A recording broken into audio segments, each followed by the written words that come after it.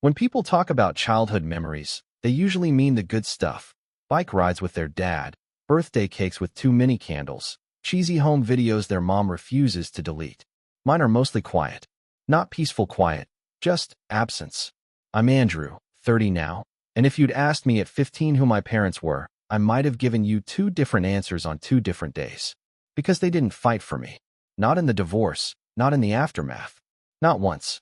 I was 10 when they split, and I still remember sitting on that sticky leather bench outside the courtroom, swinging my legs back and forth while they argued over furniture and car payments.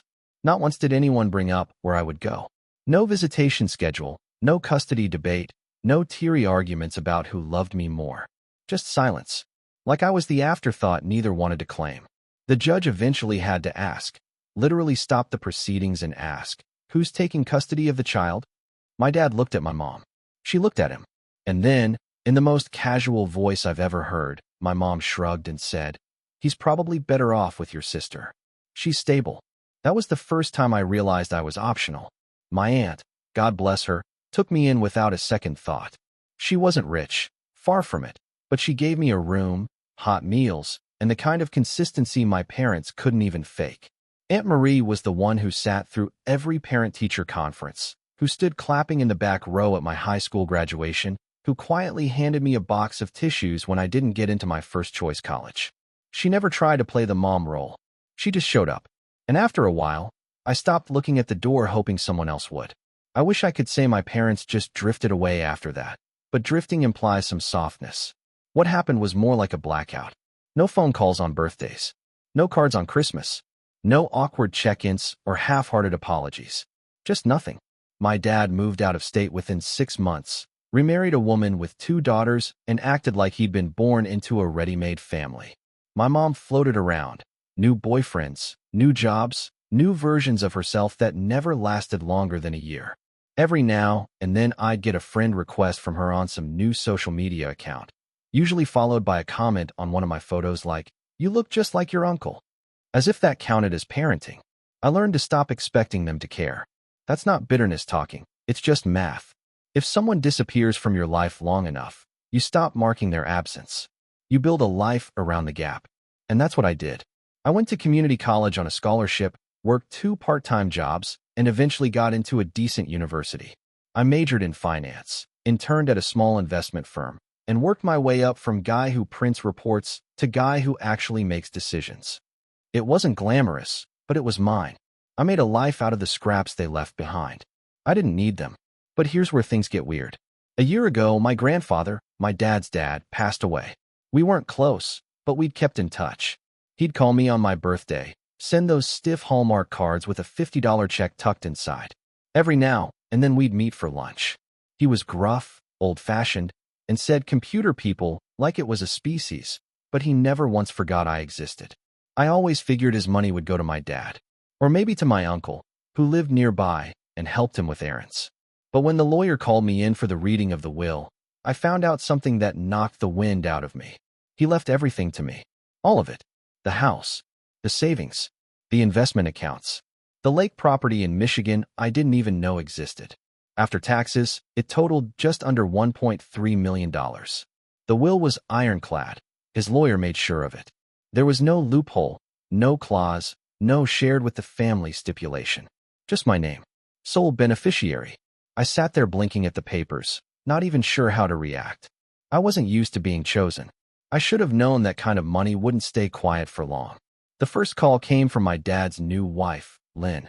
We'd spoken maybe twice in my life, both times painfully awkward, with her acting like I was some long-lost cousin she couldn't quite place. This time, though, her voice was syrupy sweet. "Andrew. Oh, honey, I just heard the news. Isn't it wonderful? Your grandfather always loved you so much." I remember pausing for a beat. "Thanks. Yeah, it was unexpected." "Well," she said with a little laugh, "I'm sure you're already thinking about how to take care of your family with that blessing. Your father's been struggling since the layoffs. And the girls are both starting college soon. You know how expensive that is." I didn't say anything. I just stared at the phone like it had grown teeth. She continued, undeterred. "Anyway, your dad's too proud to ask, but I thought I'd reach out. Even just a small monthly stipend would mean the world to us. Maybe 2,000? 3. You could set it up through Zelle, whatever's easiest. I think I actually laughed. Not because it was funny, because it was surreal. I hadn't heard from my dad in over a decade. No birthday texts. No graduation card. Not even a good luck when I moved cities.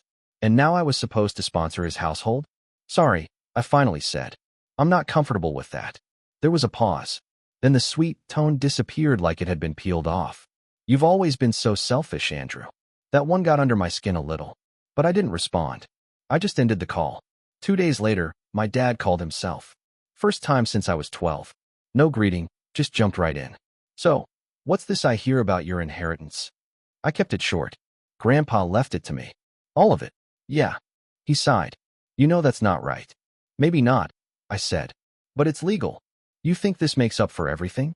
You think money erases the fact that you abandoned your family? That one stopped me cold. I abandoned you. You cut us off. You never reached out. You never even tried to be part of my life after the divorce. I blinked, stunned. I was 10. He didn't say anything for a second. Then, like he hadn't heard me, he just kept going. And now you're sitting on a fortune while we're drowning. You could help, but you won't, because you're spiteful. I hung up. It didn't stop there. My mom found out a week later, probably from some cousin she still talked to. Her approach was different. She didn't ask for money directly. Instead, she started sending me guilt-soaked texts about how hard her life had been. Screenshots of overdue bills. Photos of her new husband looking depressed on the couch.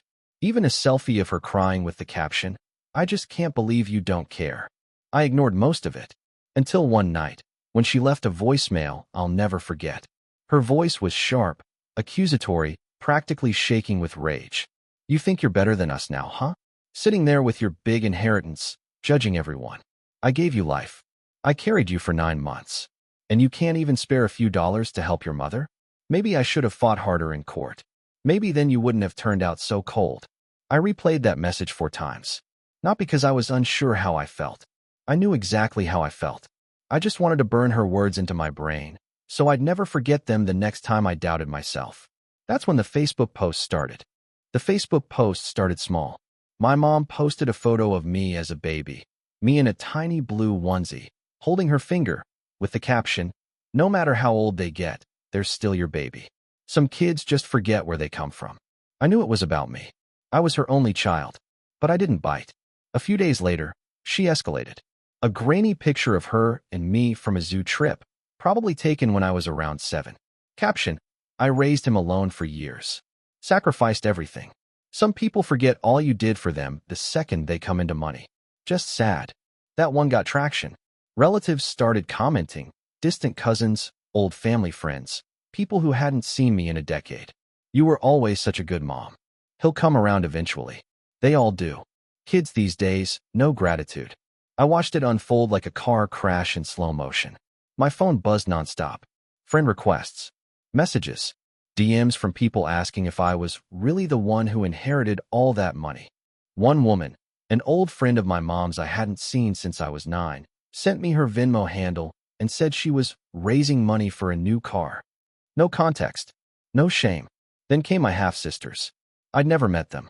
My dad remarried when I was 11, and I was never invited to the wedding.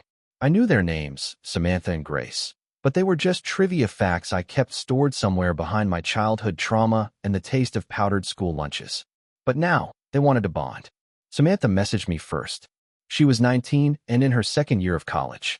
Her message was long and sugary, full of, "Hey, big brother," energy.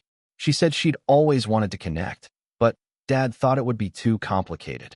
She mentioned how she and Grace were both struggling with tuition and how amazing it was that I'd come into such a big blessing.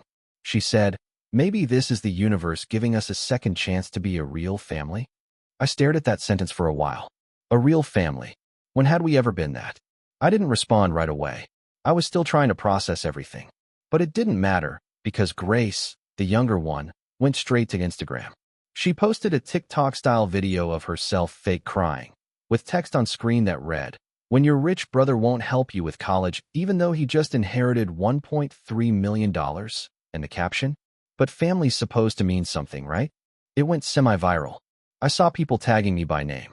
Strangers messaged me, calling me selfish. Some guy told me I was letting generational wealth rot. One woman sent me a picture of her student debt balance and said, at least I would use it to help others. As if I owed the world for being chosen by a man who saw value in me when no one else did. At that point, I started deleting apps off my phone. But it didn't stop the real-world consequences. Aunt Marie called me one evening. She was quiet at first, her voice tight.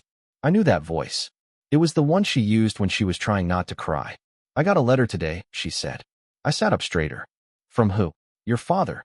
He sent it through certified mail. Said he wants to contest the will. My stomach dropped. He can't. It's legally solid. She sighed. I know. But that doesn't mean he won't try. He said he's gathering evidence to prove your grandfather wasn't of sound mind when he made it. That you manipulated him in his old age. I felt the blood rush to my face. What evidence? I barely saw Grandpa once a month. He made the choice himself. I know that, Andrew.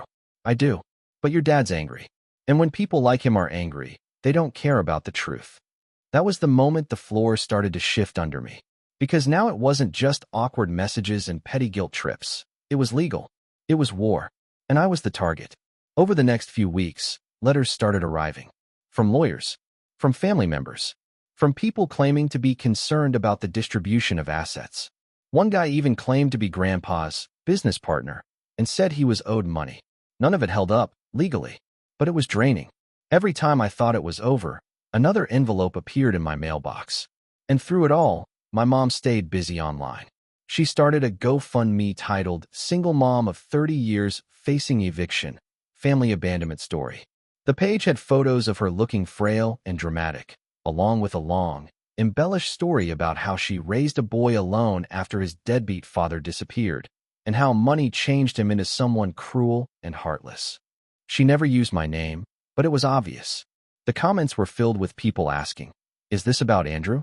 The one who got the inheritance? Someone even posted a link to an article about Grandpa's estate. Then, one day, I came home to find a man sitting on the steps outside my apartment building. He was in his 50s, heavy set, wearing a tattered leather jacket and holding a clipboard. He looked up when he saw me. Andrew Morris? I nodded slowly. You've been served. He handed me a manila envelope and walked away. Inside was the lawsuit. My father was officially contesting the will, alleging undue influence, claiming I coerced my grandfather into leaving me everything. It was filled with vague language and flimsy claims. Andrew frequently visited his grandfather in private. Andrew has a history of manipulation and selfish behavior. There is reason to believe Andrew took advantage of an elderly man with declining mental faculties. I sat on the couch for hours, just staring at the pages. My whole body felt numb. This wasn't just a fight over money now. It was an attack on my character. A public, legal attempt to paint me as some kind of scheming villain. I called Aunt Marie again that night. She was furious. Said she'd help however she could. But I could tell it scared her too. And just when I thought I'd hit the worst of it, something happened that turned everything upside down. One Saturday morning, I got a knock at the door. Not unusual, except it was 7:15 a.m. and I hadn't ordered anything. When I opened it, I found Samantha standing there. In person, with a duffel bag slung over her shoulder and tears in her eyes. Dad kicked me out, she said. He said if I wasn't going to help him take you to court, I didn't deserve to live in his house. I blinked. What? He found out I messaged you. That I asked you not for money, but for a relationship. He said I betrayed the family. And now I have nowhere else to go. I just stared at her, stunned. I hadn't even responded to her original message. I didn't know how to handle this. I barely knew her. And yet here she was, on my doorstep, a casualty of the same man who was now trying to destroy me in court. She must have seen the hesitation in my face because she looked down and whispered, I didn't think you'd let me in. I just didn't know where else to go. I opened the door. That night, as she slept on the couch, I sat by the window trying to untangle everything. My mom was playing the victim online, collecting sympathy dollars by the dozen. My dad was dragging me into court, hellbent on rewriting history and stealing what was left of my peace. And now his daughter, his other child, was asleep on my couch because she dared to see me as a person, not a bank account. That's when something in me snapped. Not in a loud, dramatic way. Just a quiet click, like the sound of a lock turning. This wasn't just a family feud anymore. It wasn't about inheritance. It wasn't about fairness. It was about control. About people who thought they could discard me, forget me, and then come crawling back the second I had something they wanted. And the worst part? They expected me to feel guilty for saying no. Well, I was done feeling guilty. But before I made my next move, I had to gather my own evidence. And once I did, I knew exactly how I'd fight back. When you think of rock bottom, you usually imagine something loud. A crash, a scream, a door slamming so hard it echoes. But mine came quietly, like the air slowly thinning out in a room, until one day, you realize you're choking and no one even noticed. It wasn't one big thing that broke me. It was 100 little ones. Like the way I started avoiding my mailbox, because every time I opened it, there was a new envelope, legal documents, accusations, even a threatening letter once from someone claiming to be a friend of the family, warning me that karma always finds greedy people. Like the time I walked into the grocery store and heard two old women whispering about me near the produce aisle, one of them saying, "He's the one who took all the money and left his poor mother to suffer." Or when my mom posted a status claiming I had stolen from my dying grandfather and refused to pay for her life-saving surgery, that, spoiler alert, didn't even exist. I was drowning in lies. And worse, no one seemed interested in the truth. Aunt Marie was my only anchor. She offered to pay for a lawyer, even though I knew she couldn't afford it. I thanked her, hugged her, and said I'd be okay. Then I went home and stared at the ceiling until my eyes burned. The truth was, I wasn't okay. I was barely eating. I couldn't sleep without having dreams where my grandfather was disappointed in me, shaking his head in that same recliner chair he used to nap in. I stopped returning calls. I pulled away from friends. Even Samantha, who was still crashing on my couch, started noticing. One night, she tiptoed into the kitchen while I was sitting in the dark, eating cereal for dinner like a ghost. "Andrew," she said softly, "you don't have to do this alone." I looked up. My spoon hovered over the bowl. I wanted to believe her. I wanted to trust that someone, anyone, was in my corner. But all I could think about was how everyone who had ever claimed to love me eventually saw me as a transaction. "You're not them," she added quickly, as if she could hear my thoughts. "You're not like Dad. You don't owe him anything." And for the first time in weeks, I let myself cry. Not the quiet, dignified kind. The ugly kind. The kind that rips something loose inside you and leaves a crater behind. Samantha just sat beside me and handed me a napkin. That was the turning point. Not the revenge. Not the legal strategy. Not the comeback. Just the cry. Just letting myself be human for once, after weeks of being treated like a villain. After that night, I knew I needed to climb out. Not for them. Not even to prove anything. But because I couldn't keep living like I was still 10 years old, waiting for people who didn't want me to finally want me. The first thing I did was find a therapist. It felt weird at first, telling a stranger all my family's dysfunction. But over time, those sessions became lifelines. We talked about grief, about abandonment, about how I'd carried the weight of being unwanted for so long. It felt normal, like I didn't even deserve good things unless I was willing to bleed for them. She helped me see how I kept trying to earn love from people who treated it like a reward I had to beg for. "You don't have to set yourself on fire to keep other people warm," she told me once. That one stuck. The second thing I did was start writing. Nothing fancy, just a journal I kept on my nightstand. Every night, I'd write one thing I was grateful for, even if it was small. Samantha washed the dishes today. Didn't get another threatening letter. Sunset looked nice through the blinds. It was dumb at first, but after a while, I started noticing how much I'd been ignoring in the chaos. I also started working again, not just going through the motions, but really working. Pouring myself into spreadsheets and forecasting models and client presentations. It was something I could control, something that had rules, unlike the mess my family left behind. Ironically, that focus got noticed. A senior partner pulled me aside one afternoon and said, "You've been different lately. Sharper. You interested in taking on something bigger?" I almost said no. Almost retreated into the shell I'd been living in. But then I thought about everything I'd survived. The silence. The lawsuits. The gaslighting. I said yes. The promotion came with more hours, more responsibility, but also more money. I didn't touch the inheritance. It sat in a separate account, untouched, while I rebuilt myself with my own effort. My own wins. My own sweat. Meanwhile, Samantha and I began to talk. Really talk. Not about money, or lawsuits, or the mess our father created, but about our lives. She told me how isolated she felt growing up, how their house was like a museum where she had to walk on eggshells, how their mom once told her that loyalty mattered more than truth, how she always knew about me, but was told I abandoned the family for money and spite. But that never made sense, she said one evening. You were just a kid when it all happened. Kids don't abandon families. Families abandon them. It hit me like a brick. Because she wasn't just talking about me. She was talking about herself, too. I helped her enroll in a community college nearby. She got a part-time job at a bookstore, started making friends. Slowly, she began to find her own rhythm. And I realized we weren't just surviving anymore. We were rebuilding. Quietly.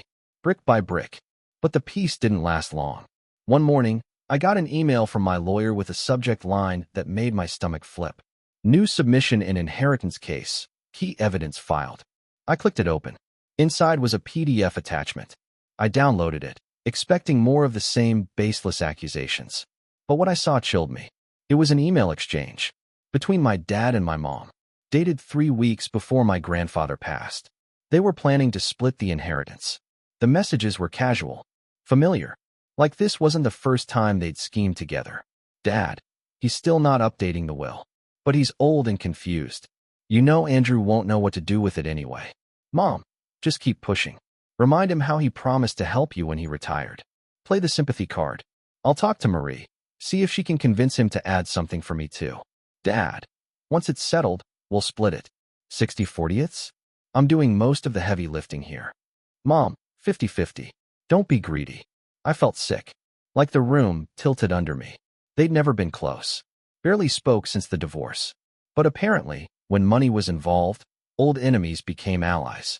And suddenly, everything made sense. The coordinated pressure, the emotional manipulation, the lies, the smear campaign.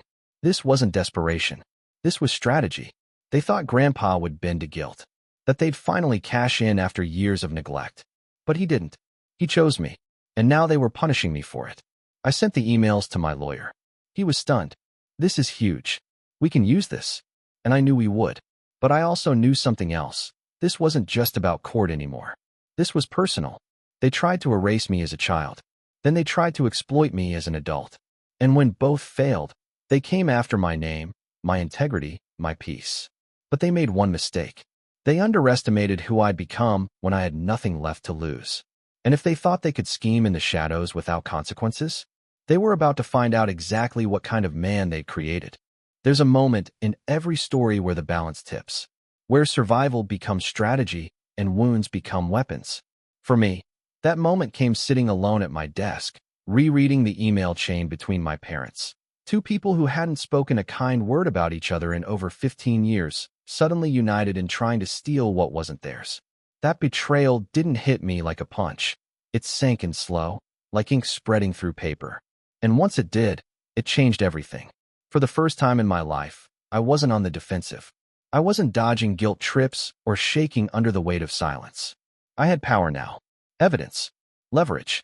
And not just legally, emotionally. Because those emails weren't just about the will.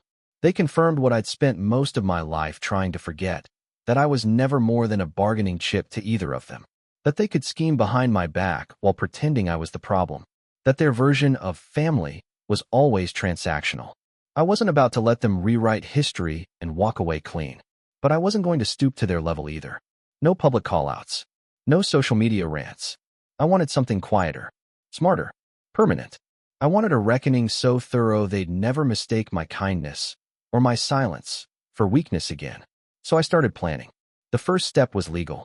I sent the email thread to my lawyer, a guy named Jordan who looked like he belonged in a GQ spread but talked like a math professor. He read the emails twice, then leaned back in his chair, laced his fingers behind his head, and said, "Well, this changes everything." Jordan moved fast. He filed a formal response to the lawsuit, attaching the emails and requesting the court dismiss the case based on clear evidence of bad faith and attempted manipulation. He also filed a counterclaim, defamation and emotional distress, backed by screenshots of the Facebook posts, the TikTok smear campaign, and the GoFundMe, which had raised nearly $11,000 under a web of lies. The best part? The donations were traceable. Names, amounts, Dates. Some of them came from extended family members who had later sent me nasty messages. Once we filed, I knew the next hearing would be a turning point. But I didn't want to wait for justice to come from a courtroom. So I turned inward and started building my case outside the legal walls. I hired a private investigator. His name was Greg. Ex-military, soft-spoken, with the kind of eyes that made you feel like he already knew the worst thing you'd ever done. I handed him a folder with every known detail about my parents, their addresses, known associates, business dealings, and most importantly, their financial histories.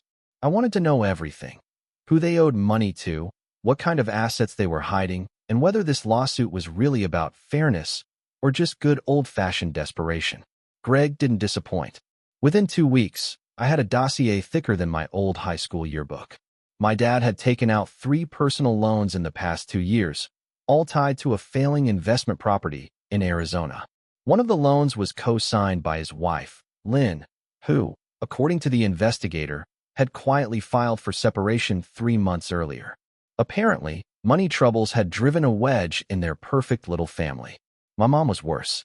She was 5 months behind on her rent, had 3 credit cards in collections, and was trying to launch an online spiritual coaching business that had exactly 0 clients. Her GoFundMe wasn't about survival, it was about lifestyle. She'd been spending donation money on spa treatments and designer handbags, hoping to rebrand herself as some kind of healing guru while telling the internet I was letting her starve. It was disgusting, but also useful. I compiled everything into a timeline. Every lie, every scheme, every withdrawal. I didn't plan to use all of it. Not yet. But I wanted to be ready. I wanted to know exactly how far they were willing to fall before they realized I'd stopped trying to catch them.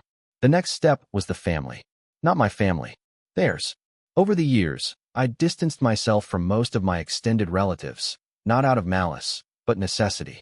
I was tired of pretending we had anything in common beyond shared blood. But now, I needed them to see the truth.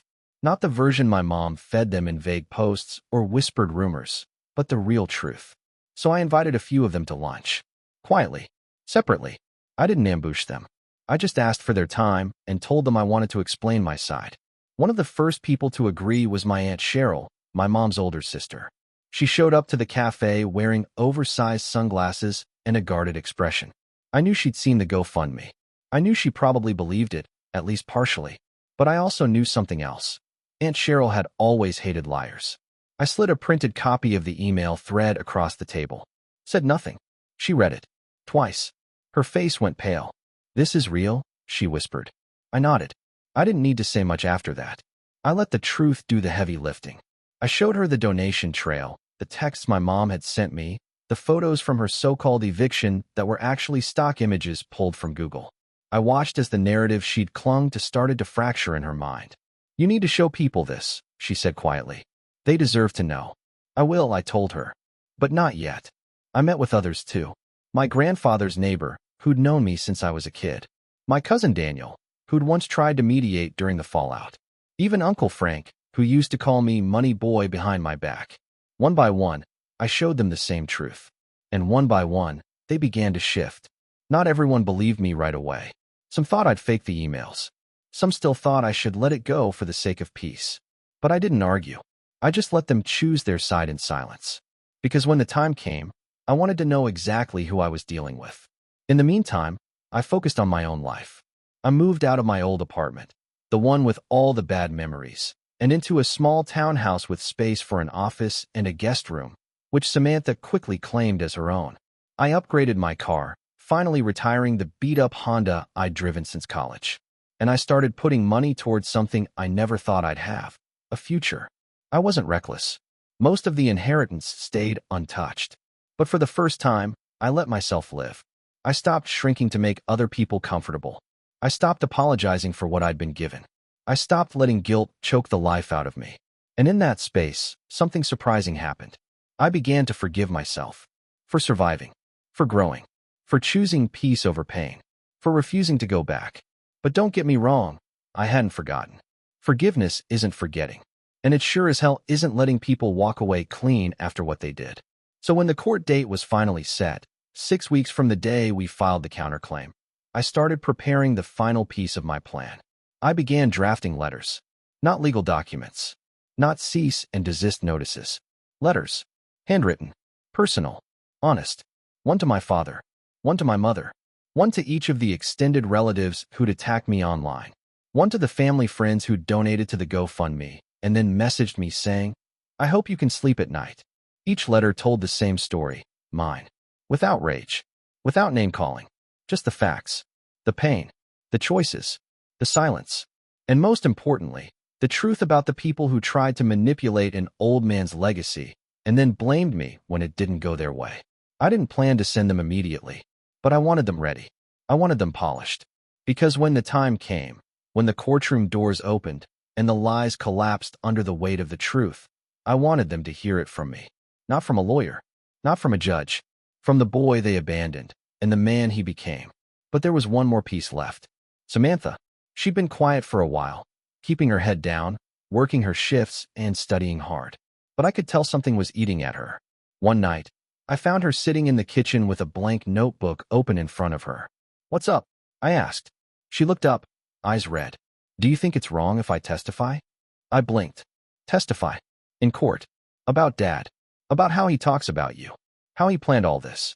I still have the texts." I sat down across from her. "You do that?" She nodded. "I want to." And just like that, the final piece clicked into place. I had the documents, the timeline, the paper trail, the emotional fallout. And now, I had a witness. One they couldn't discredit. One they never saw coming. I reached across the table and squeezed her hand. "Then let's do it." Because sometimes, revenge isn't loud. Sometimes it's built slowly, carefully, with intention. Sometimes it comes not in anger, but in clarity. And when it finally arrives, it doesn't need to announce itself. It just walks in, calm and unstoppable. And that moment was closer than they ever expected. It was raining the morning of the hearing. Not a storm, just a quiet, steady drizzle, the kind that makes the world feel softer than it is. I stood in front of the courthouse with my umbrella tucked under one arm, watching the gray sky blur the sharp edges of the buildings around me. Samantha stood beside me, clutching a small leather bag. Inside it were the texts from our father. The ones where he told her, "Don't talk to Andrew. He doesn't care about this family. He's just sitting on money that should have been ours." There were pages of them. Cruel. Calculated. Condemning. She looked nervous, her knee bouncing slightly as we waited. "You still sure you want to do this?" I asked. She didn't hesitate. I've never been more sure of anything. We walked through the double doors side by side. Inside, the courtroom smelled like old paper and wood polish. Rows of pew-like benches lined the back, already filled with a handful of familiar faces. Aunt Marie sat quietly near the front, holding a folder on her lap. Behind her, my Uncle Frank, Aunt Cheryl, even my cousin Daniel, all people who had, until recently, believed the lies. Now they were here to see the truth unfold. My father sat across the aisle, his lawyer whispering into his ear. He looked tired. Not the kind of tired that comes from age, but the kind that comes from being exposed. He didn't meet my eyes. My mother was in the second row, behind his table. She wore a black dress like she was attending a funeral, complete with a dramatic scarf and oversized sunglasses. It was theatrical, almost laughable. I wondered if she'd practiced her expressions in the mirror that morning. The judge entered, and the room rose. I won't walk you through every legal detail. There were motions, objections, statements. But what matters, what really matters, is the moment the emails were presented. Jordan, my lawyer, stood with calm confidence. "Your Honor," he said, placing the printed emails on the evidence table, "we have reason to believe this case is not only baseless, but fraudulent in intent. These communications between the plaintiff and a third party clearly demonstrate a premeditated attempt to influence the deceased's will for personal gain, followed by a coordinated campaign to pressure my client after the fact." The judge raised an eyebrow, skimming the pages. "Your father and your mother?" he asked, directing the question toward me. I nodded. "They've been working together behind my back for months." "Not just working together," Jordan added. "Planning to split the inheritance, discredit my client, and manipulate extended family for financial support. We've also submitted a supplemental exhibit, an analysis of public fundraising tied to provably false claims." That was the GoFundMe. The room went still. My mother shifted uncomfortably, the scarf suddenly looking more like a noose. My father's lawyer paled. Then Samantha stood. "I'd like to testify." The judge allowed it. She took the stand and spoke clearly. Calmly, she told them about the pressure, the phone calls, the anger when she refused to lie. She read texts word for word. The courtroom wasn't big, but in that moment, it felt like everyone was holding their breath. When she finished, the judge leaned forward, fingers steepled. "Do you believe your father's intentions in filing this suit were genuine?" "No," Samantha said. "He wanted money. That's all it ever was." The judge nodded, slowly, then turned back to Jordan. "Do you have any further evidence to submit?" Jordan smiled. "Just a final statement, Your Honor." He paused, glancing briefly at me. "There are many kinds of family, Your Honor. Some of us are born into them. Some of us build them ourselves. My client was not fought for as a child. He was not called. He was not cared for. And yet, the moment he came into something valuable, he was surrounded by claims of love, obligation, and guilt. This isn't just about money. It's about manipulation and the right to peace." The judge sat back, and then, in one quiet, measured voice, he delivered the verdict. Case dismissed with prejudice. He added that the court found strong indications of attempted fraud and bad faith litigation, and encouraged my legal team to pursue damages should the defendant choose to do so. The room shifted. Whispered gasps. Movement. My mother took off her sunglasses and stared at the judge like he'd spoken a different language. My father just looked down, as if he'd known, deep down, that this would be the end. And it was. Not just the end of the case, but the end of their control. Because what happened after the verdict was something they couldn't undo. I released the letters. Every one of them. Folded into stamped envelopes. Sent to every friend, relative, and supporter who'd believed the narrative they'd spun. I didn't gloat. I didn't rage. I simply told the story. I shared the emails, the screenshots, the legal dismissal, and most importantly, the truth, that I had been left behind, not once, but over and over again, and that I had survived. The fallout came quickly. The GoFundMe was reported and taken down within 24 hours. Donors began demanding refunds. One even threatened to sue my mom for fraud. Her spiritual coaching website went dark a week later. Friends unfollowed her. Comments disappeared. Her name, once used to paint me as heartless, started to vanish from conversations altogether. As for my dad, Lynn finalized her separation, sold their house, moved across the country with her daughters. Samantha told me he tried calling her for weeks after the hearing, leaving voicemails full of apologies, guilt trips, and desperation. She never answered. He moved out of state shortly after. Rumor has it he's renting a room in someone's basement, working part-time for a landscaping company. And me? I lived. Not extravagantly. Not to make a point. Just fully. Honestly. I paid off Aunt Marie's mortgage. Quietly. No fanfare. No announcement. Just a wire transfer and a note that said, "Thank you for fighting for me when no one else did." She cried when she called me, and I let her. For once, the tears weren't from pain. Samantha finished her program and got a job in publishing. She moved into her own apartment last spring, but still comes over every Sunday for dinner. She insists on bringing dessert. Always too much. Always enough to remind me I'm not alone. And the inheritance? It's still there. Most of it untouched. I invested some, donated some, but I never let it define me.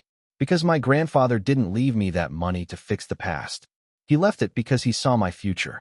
Because he believed in me when no one else did. And I won't waste that. People still ask me if I regret not making peace with my parents. If I ever feel guilty about how things turned out. I don't. Because peace isn't pretending. It isn't silence. It isn't letting someone hurt you just because they share your last name. Peace is knowing the truth. And mine is simple. They left me behind. And I moved forward. Alone at first. But never again. And that, finally, is enough.